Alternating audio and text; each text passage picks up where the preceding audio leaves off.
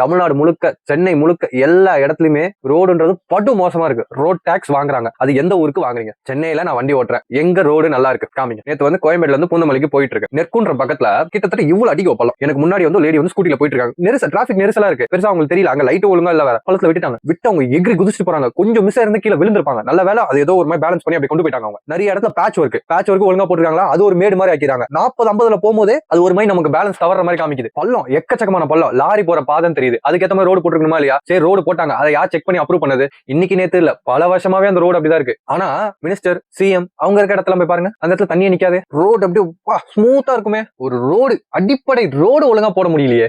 என்ன ஆச்சு இது? ஒண்ணும் புரியல. பல இடங்கள்ல பல வருஷமா ரோடு எல்லாம் அதே மாதிரிதான் இருக்கு. இவங்க மாத்தி மாத்தி சொல்லுவாங்க தவிர இவங்க போட மாட்டாங்க.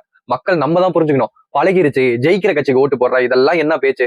உங்களை ஆள போற ஆளுங்க நீங்க கொஞ்சமா சிந்திக்கணும். அவங்க என்ன பண்ணாங்க இத்தனை நாள்? இல்ல பழகிருச்சு, ஜாதிக்கார, என் மதத்துக்காரன், என் ஏரியாக்கார, இதெல்லாம் நினைச்சீங்கன்னா வேலைக்கு ஆகாது. உங்களுக்காக யார் நிப்பாங்கன்னு பார்த்து ஓட்டு போடணும். சும்மா நான் காசு வாங்கிட்டேன், அது காசு உங்களை யாருங்க வேணும்? அந்த 1000 ரூபாய் வச்சுக்கிட்டு தானே இப்படி பண்றாங்க. ஓட்டு நேரத்துல 1000 ரூபாய் வருது, 5000 ரூபாய் வருது. சரி வாங்கிக்கோங்க, உங்க காசு தான் திருப்பி வந்து நினைக்கிறீங்க, அதை வாங்கிக்கோங்க. தப்பு இருக்கதே தப்பு, வாங்கக்கூடாது. என்ன பண்றது? வாங்கிக்கோங்க, வாங்கி வேற ஒருத்தவங்க ஓட்டு போட்டு விடுங்க. நீங்க காசு கொடுத்தா ஓட்டு விழுன்ற தைரியத்துல தான் இன்னைக்கு இருக்க அரசியல்வாதிகளா இருக்காங்க. ஆட்சியில இருக்கவங்களும் சரி, இதுக்கு முன்னாடி ஆட்சியில இருந்தவங்களும் சரி.